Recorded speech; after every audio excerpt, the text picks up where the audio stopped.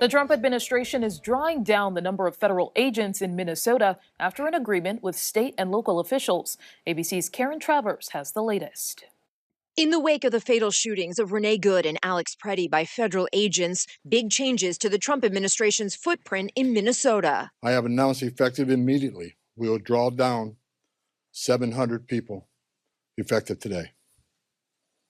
700 law enforcement personnel. The announcement by President Trump's border czar, Tom Homan, of a drawdown means there would still be about 2,300 federal agents on the streets. The Minneapolis Police Department is a force of 600.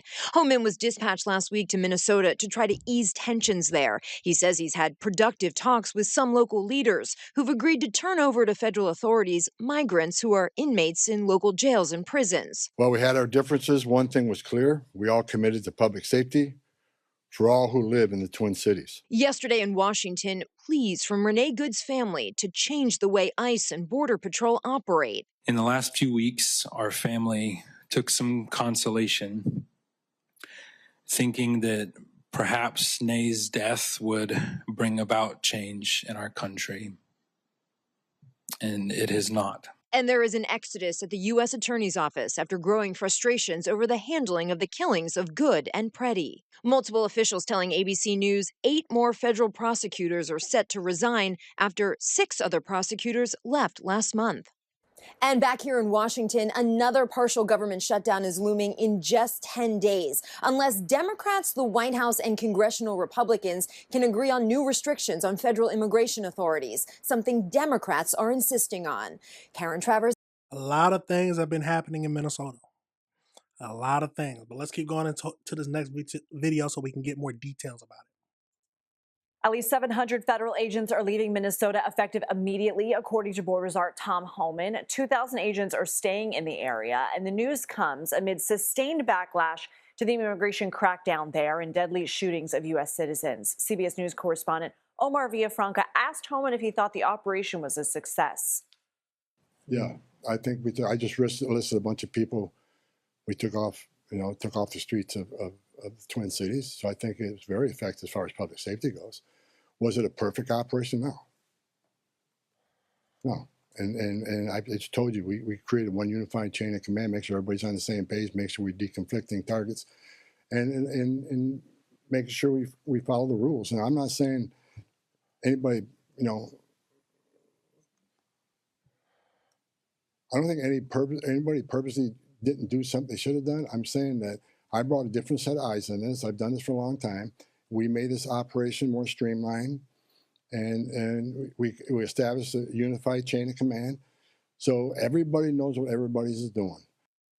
Sources tell CBS. Now, I do like how he admitted that the operation, he doesn't think the operation is perfect. That shows that he understands that there are problems that are happening, and he's trying to fix them, but he's still trying to meet the same goal, and that is to get to remove illegal immigrants. Now, are they going about it the right way? Some people will say no. I think they definitely could be doing some stuff better, but that is their whole goal is to remove illegal immigrants. But let's keep going. News: at least 8 federal prosecutors have now resigned or announced plans to leave as a result of the investigations into the deadly shootings of Renee Good and Alex Preddy. And just in, more than 300 former federal prosecutors are urging the DOJ to allow independent state and local investigations. Let's go ahead and bring in CBS News Homeland Security correspondent Nicole Skanga from our Washington bureau. What will the future of the operation look like with this partial drawdown, and how is the community reacting?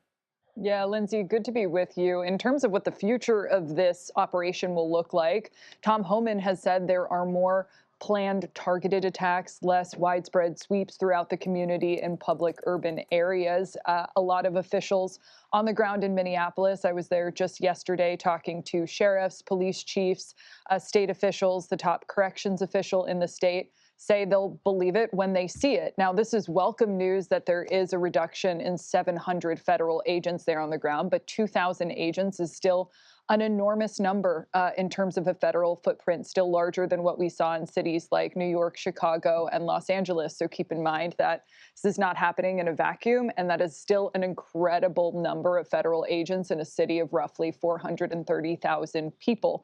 In terms of what state officials are demanding moving forward, and you mentioned one of the things there, a fair investigation, a credible investigation into both the fatal shootings of Alex Preddy and Renee Good with state cooperation.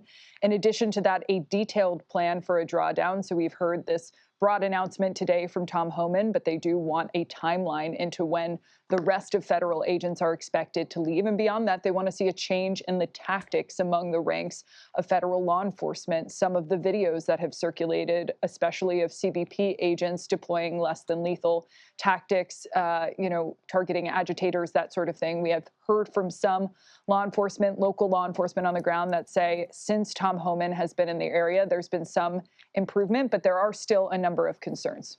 Nicole Skanga, thank you. Thank you. Now, now we move to a landmark medical ruling where let's go over into this next, not the next topic, but let's go over into the AI breakdown just so we can, not of this whole case, but I had some questions that I want to talk about. So let's get into it. So I did just want to know how many illegal immigrants have been arrested in Minneapolis so far. So as of February 4th, the Department of Homeland Security has reported over 10,000 criminal illegal aliens have been arrested in Minnesota since the start of the second term. So key operations. So you got the total state arrests that go up to over 10,000. You got the Operation Metro Surge, which is that operation they're doing now. Specifically to target the federal operation has led to more than 4,000 arrests in the state since the beginning of 2020, since it began in late 2025. So officials noted that approximately 3,000 to 3,500 of the arrests occurred in the last 6 weeks.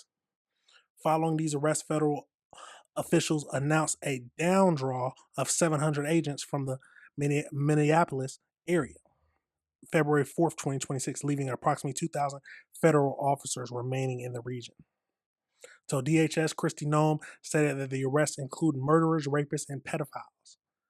Local leaders and organizers have questioned the accuracy of the 10,000 figure, noting that a lack of transparency regarding specific records or confirmation from the city officials. Public safety impacts. So the surge has been controversial, involving fatal shootings by federal agents and numerous lawsuits of wrongful detention.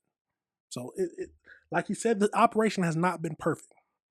Now, one thing, I've said this before, why do, maybe it's too many people, maybe it's too many officers or federal agents, why are they not, I think they should at least, why don't they wear body cams? I think that would solve a lot of the hysteria going around, or at least show them what they're doing. It'll hold them more accountable. Maybe it's too many federal agents, but that's a question. Why aren't they wearing body cameras? That'd be the best thing to just help the public sentiment. You see all these officers and all these arrests have been caught on body cam. At least that's my thinking. But let me know your thoughts on this whole situation, y'all. Let me know how you feel about it, and let me know if you disagree with anything I said. It's a crazy situation, but do you think that we shouldn't be removing illegal immigrants? Do you think we shouldn't be protecting the border? What are your thoughts?